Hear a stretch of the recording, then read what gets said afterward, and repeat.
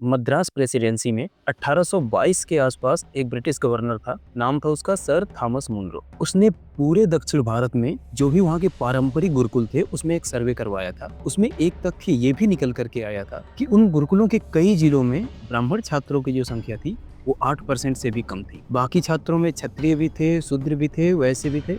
मतलब हर वर्ण के लोग एक साथ एक ही गुरुकुल में पढ़ा करते थे। ऐसा ही एक सर्वे 1830 के आसपास बंगाल और बिहार में भी करवाया गया था। इस सर्वे को करवाने वाले अंग्रेज अधिकारी का नाम था विलियम एडम। तो वहां पे भी जो फैक्ट सामने आया उसमें यह था कि 50 से 70% स्टूडेंट्स शूद्र और पिछड़ी जातियों के थे। वर्धमान जिले के गुरुकुलों में तो डोम और चांडाल जातियों के छात्रों की संख्या दूसरी जातियों से अधिक पाई गई। इन सर्वेज में ये साफ हो गया था कि भारत में कभी भी शिक्षा व्यवस्था जातियों के आधार पे तो थी ही नहीं। गुरुकुलों में ऊंच नीच नहीं बल्कि सिर्फ एक ही रिश्ता होता था, वो था विद्यार्थी और गुरु का। तो फिर ये सोचने वाली बात है कि आखिर ऐसा क्या हो गया कि भारत में जातिवाद की जड़ें इतनी गहराई से बैठ गई। दरअसल ये कुछ नहीं, सिर्फ और सिर्फ अंग्रेजों की साजिश थी। अंग्रेजों को अच्छे से पता था कि अगर भारत की समाज व्यवस्था, परिवार व्यवस्था को नहीं तोड़ा गया तो भारत में शासन करना लगभग नामुमकिन है। और ये सब करने के लिए धर्म ग्रंथों के जो व्याख्यान थे उनको तोड़ा मरोड़ा गया, इतिहास की किताबों में दुनिया भर के झूठ परोसे गए। और ये सब करने के पीछे मकसद सिर्फ एक ही था कि हमारे समाज को जातियों में इस तरह से विभाजित किया जाए